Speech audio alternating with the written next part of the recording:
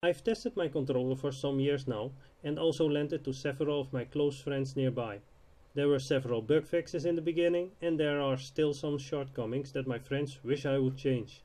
To get a full understanding of all pros and contras of my controller, I compared it with the hand wheel, the index plates and CNC. But which updates are really essential and will become a useful addition? Let's check it out.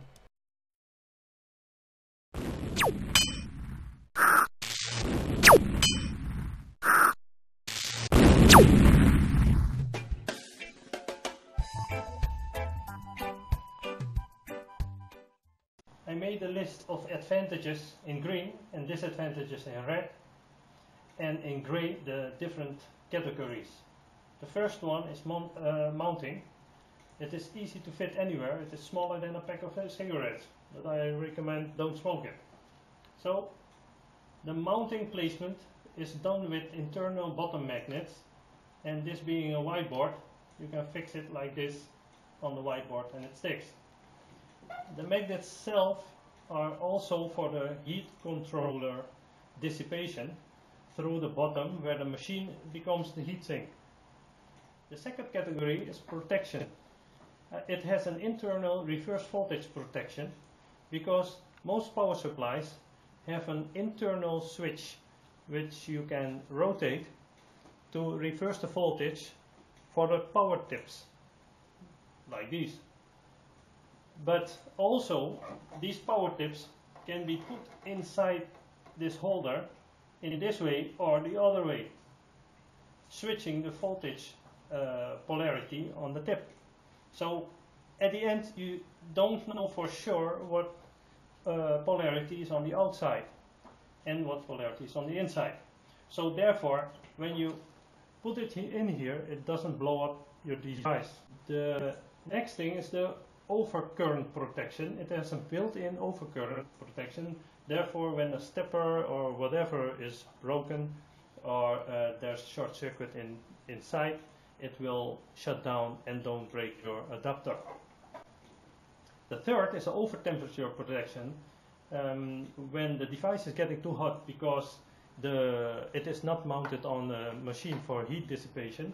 Also when the device is getting too hot but it cannot give the heat properly to the machine because there is something in between like paper or like oils, then it doesn't give it that easy. The fourth is the humidity proof. It is a humidity proof because all connectors and all switches are protected. The next is the sensor for protecting damaging the machine by cutter of drill with the next sensor and the limit sensor. Those sensors are necessary and essential for the machine because when you use that and you are cutting a gear or you're drilling holes, then you probably are going too deep into the material, hitting the machine and cutting into your machine. That's not the way I think it should be.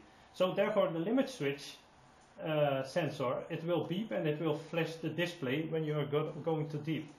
And the next sensor, it will beep and display the next position for you to stop and go to the next position.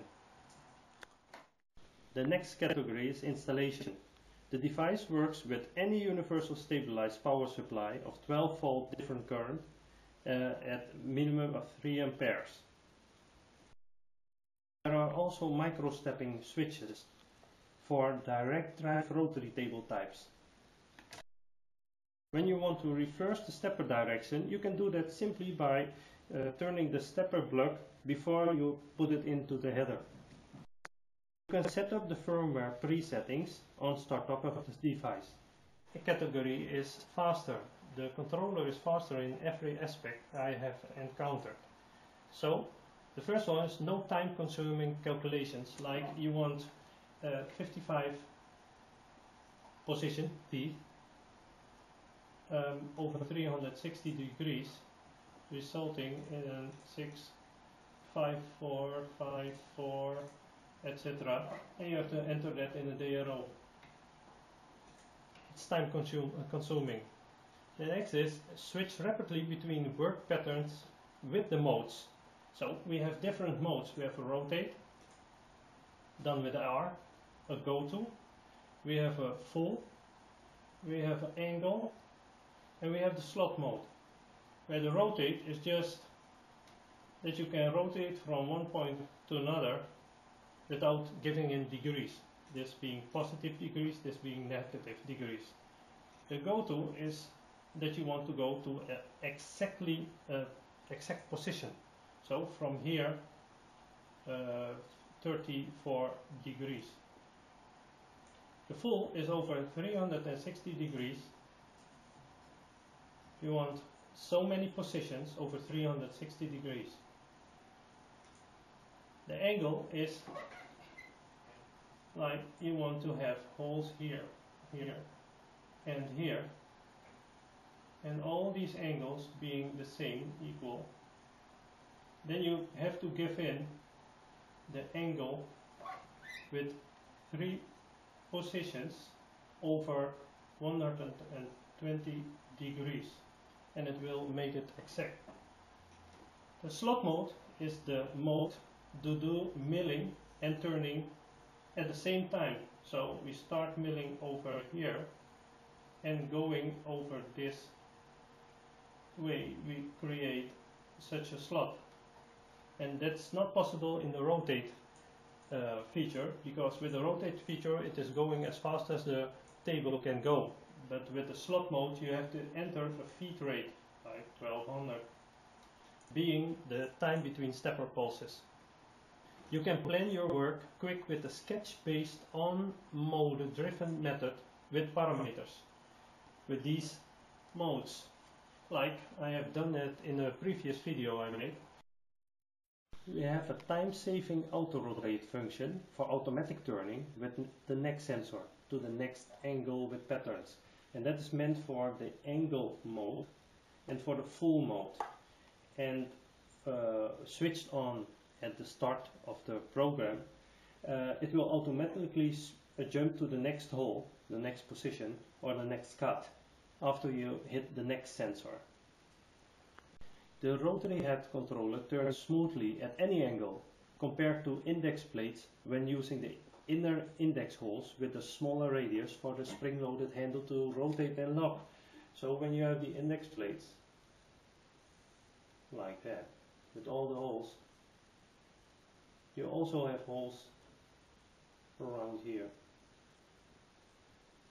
and you have to go with the spring-loaded handle to lock in a hole.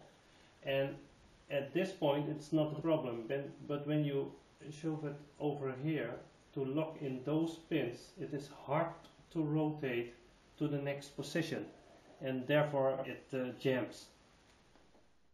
The next category is flawless.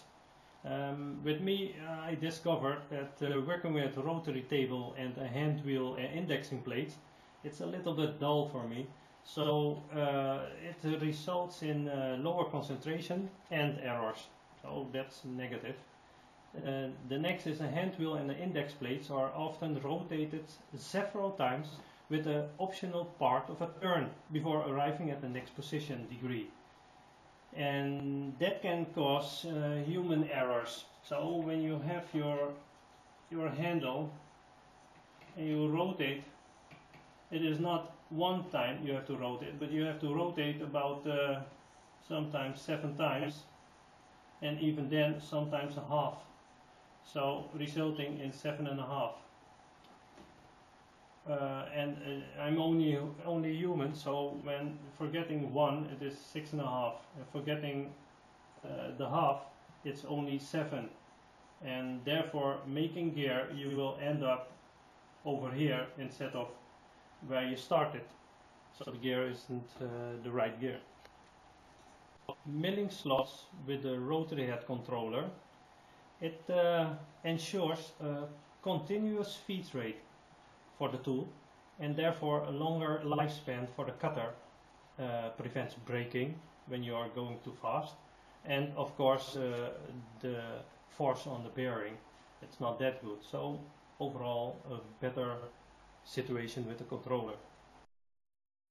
there are no calculations with possible errors and decimal deviations like with the DRO.